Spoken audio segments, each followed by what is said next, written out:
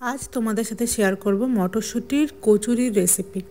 দেখতেই পাচ্ছ বেশ সফট হয়েছে আর এই আলুর দম দিয়ে জমে গেছে। প্রথমেই ময়দাটা মেখে নেব। আমরা লুচি যেভাবে বানাই সেভাবেই করব।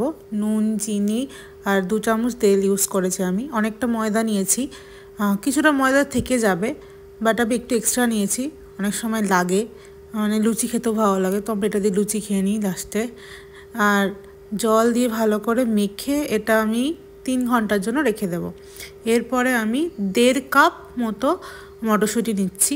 প্রথমে মটরশুঁটিটাকে একটু ব্লাঞ্চ করে নেব, মানে গরম জলে এই 3 মিনিট মতো রাখবো।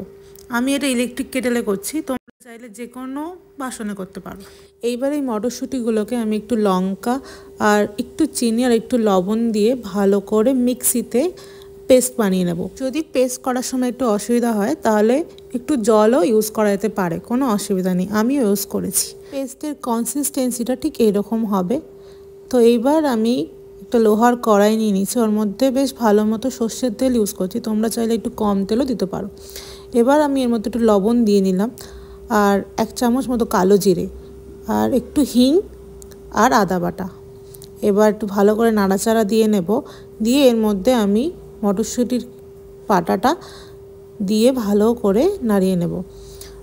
অল্প অল্প করে অ্যাড করছি, অনেকটা থকথকে আছে এখন দেখতেই পাচ্ছ, কিন্তু এটা নাড়াতে নাড়াতে যখন একদম শুকিয়ে আসবে, যখন জলটা একদম শুকিয়ে যাবে আর কড়াইয়ের গায়েও লাগবে না, তখন রেডি হয়ে যাবে। এই থকথক অবস্থাতেই আমি এর মধ্যে একটু ধনে গুঁড়ো আর একটু জিরে গুঁড়ো সামান্য মতো, যদি তোমরা বেশি মশলা পছন্দ করো তো একটু বেশিও দিতে পারো, বাট আমি বলবো অল্প করেই দাও, বেশ সুন্দর লাগে খেতে এতে। তো প্রায় শুকিয়ে গেছে, দেখো এবার আমাদের মটরশুঁটির পুরটা রেডি। গ্যাস ফ্লেম অফ করে আমি পুরটাকে ঠান্ডা হতে দেব। ঠান্ডা হয়ে যাওয়ার পর এবার হলো কচুরি বানানোর পালা।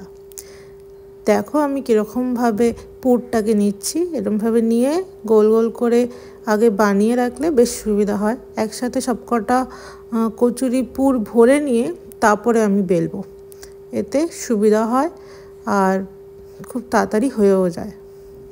আর এরই মধ্যে আমি তেলটাকেও গরম করতে বসিয়ে দিয়েছি।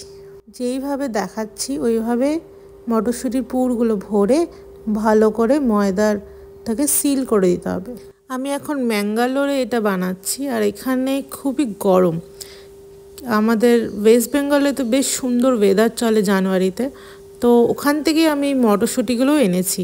ম্যাঙ্গালোরেও মটরশুঁটি পাওয়া যায়, কিন্তু ওই কলকাতার টেস্টটা পাওয়ার জন্য আমি ওখান থেকেই মটরশুঁটি এনেছি এবং সত্যি বলতে খুবই টেস্টি হয়েছিল খেতে। তোমরাও এই প্রসেসেই বানিও, এতে বানানোও সহজ আর খেতে তো অপূর্ব লাগেই। আর এর সাথে অবশ্যই ছোট আলুর দম করো, খুবই টেস্ট লাগে। তাহলে আমরা তো এই কচুরি খেয়েইছি এবং রনির কলিগদের সাথেও শেয়ার করেছি, কারণ অনেকেই ঘর থেকে দূরে থাকে তো মিস করে, তো ওদেরকেও খাইয়েছি, ওরা খুবই খুশি হয়েছে। তো চলো এবার কচুরিগুলো বেলে নেওয়ার পালা। একটু তেল লাগিয়ে তারপরে আগে থেকে একটু ট্যাপ করে নিলে বেশ সুবিধা হয়। এবার ভালো করে বেলে নেব।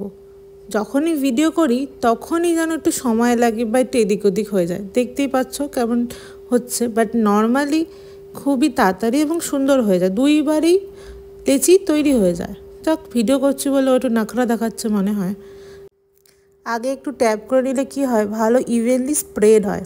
দেখতেই পাচ্ছ কত সুন্দর বেলা হয়েছে, একদমই ফাটেনি কোনো জায়গা থেকে, আর এভাবে করলে ফাটবেও না। এইবার একে একে কচুরিগুলো ভেজে নেব। লুচি যেরকমভাবে ভাজতে হয় কচুরি ওরকমভাবে ভাজলেই বেশ সুন্দর ফোলে, একটু মিডিলে ট্যাপ করলে ভালো ফোলে। এইটাতে আমি সেভাবেই দেখাচ্ছি তোমাদের, কিন্তু নেক্সট আরেকটা ক্লিপ আমি অ্যাড করেছি যেখানে কোনো কিছুই করতে হবে না, ও একাই সুন্দর ফুলে যাচ্ছে কীভাবে সেটাই দেখিয়েছি। মানে তেলের টেম্পারেচার একদম পারফেক্ট আসলে কচুরি একাই ফোলে। দেখো আমি ওটাতে আওয়াজও রেখেছি।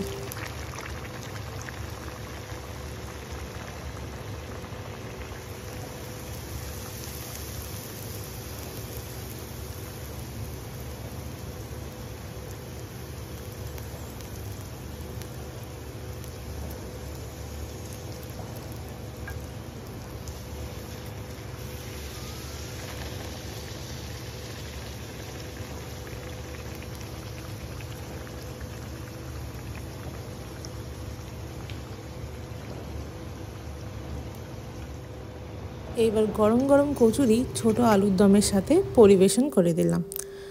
আর একটা তোমাদের ছিঁড়ে দেখাচ্ছি, দেখো পুরটা কত ইভেনলি স্প্রেড হয়েছে। তো এবার কচুরি খাওয়ার পালা। দেখা হবে নেক্সট ভিডিওতে। টাটা।